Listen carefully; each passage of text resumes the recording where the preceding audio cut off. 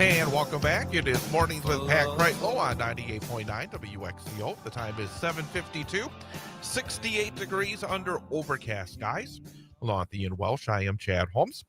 Talking about some social media postings I made on Saturday, because I've decided it's time to, speak up even louder. And I'm very fortunate to get a chance to speak up in front of the microphone with you each and every weekday morning.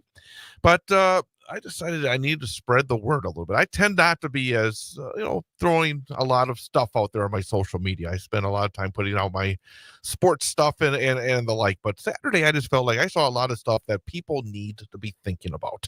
Absolutely. And another posting I put out on Saturday was about Missouri GOP Senator Josh Hawley, very conservative senator. But he had a discussion, and he was talking about the big, beautiful bill. And he said this in front of a camera, The big, beautiful bill cuts health care to working people. And then he added that his party, quote, constantly gives special tax treatment to corporations. Sounds like a guy that doesn't really believe in what this bill's about, but he's still a yes vote. And we just heard a segment with Pat Kreitlow talking about Senator Thom Tillis of North Carolina, another very conservative United States senator. But he sees in this bill that nearly 700,000 North Carolinians are going to be thrown off their health care. And it's not just that, but he also sees in the future disaster for Republicans. And you didn't hear the comments that Tillis made on the floor of the U.S. Senate during that last segment. And I think it's important to hear what this senator, the only senator that voted no in a procedural vote for this big, beautiful bill over the weekend, here's why he said that he was a no vote. And this, of course, was the day before, when he yesterday said he's not running for re-election. But here was what Thom Tillis said on the floor of the U.S. Senate this weekend. That between the state-directed payments and the cuts scheduled in this bill, there's a reduction of state-directed payments. And then there's the reduction of the provider tax. They can't find a hole in my estimate. So what they told me is that, yeah, it's rough, but North Carolina's used the system. They're going to have to make it work. All right. So what do I tell 663,000 people in 2 years or 3 years, when President Trump breaks his promise by pushing them off of Medicaid because the funding's not there anymore, guys? I think when the White House senators advising the president are not telling him that the effect of this bill is to break a promise. And the last time I saw a promise broken around health care, with respect to my friends on the other side of the aisle, it's when somebody said, if you like your health care, you can keep it. If you like your doctor, you can keep it. We found out that wasn't true. That made me the second Republican Speaker of the House since the Civil War, ladies and gentlemen, because we betrayed the promise to the American people. 3 years later, it actually made me a U.S. Senator, because in 2010, it had just been proposed. And just anticipation of what was going to happen was enough to have a sea change election that swept Republicans into the majority for the second time in 100 years. Now, Republicans are about to make a mistake on health care and betraying a promise.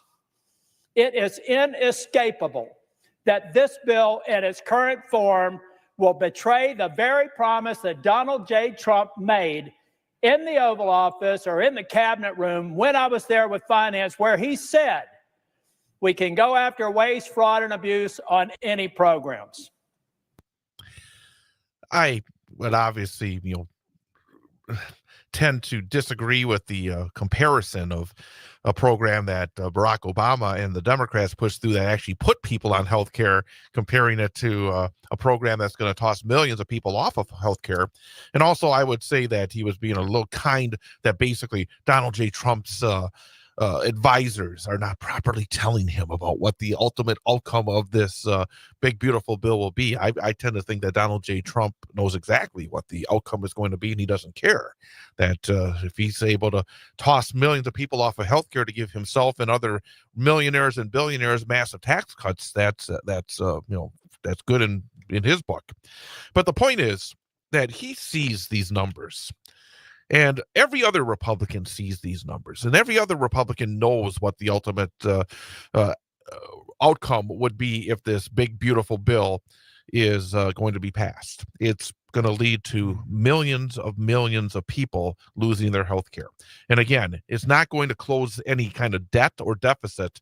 It's actually going to expand, because all of this and then some is going to give massive tax breaks to billionaires and millionaires. Yeah. So again, it's like the truth sometimes hurts, that, these Republicans, oh, no, it's, all waste, fraud. No. Nobody. I mean, Mike Johnson is lying to the American people, the Speaker of the House, this far-right religious conservative, God's best friend in Washington. I always thought that line was a sin. And yet Mike Johnson just gets out there and says, nope, there's no cuts at all. None at all. They just think that lying is going to make it okay. It's not going to make it okay. So again, you have to be aware out there. And Tom Tillis made a stand. He said, "No, I'm not going to vote for this big, beautiful bill that's going to take nearly 700,000 North Carolinians off their health care." He was the only one. I mean, you have these other Trump critics. Lisa Murkowski's making all this hay being a Trump critic. She was a yes. She's a yes. So and the thing is, if Tillis is right, and this is going to cause a massive electoral defeat for Republicans, that's what has to happen. If the American people are not paying attention here, and they allow the Republicans just to keep on doing the kind of stuff without any consequence, then the whole electoral system is teetering on collapse anyways. So again, people need to be aware what's going on, and be aware that they do have a voice in this process. They do. The time is 7:59. We have an information update coming up: news, weather, sports, entertainment. Then Pat Kreitlow will be back, and we'll be back coming up at 8:22. And there was a third little message I had on Saturday. We'll talk about that coming up here on WXCO.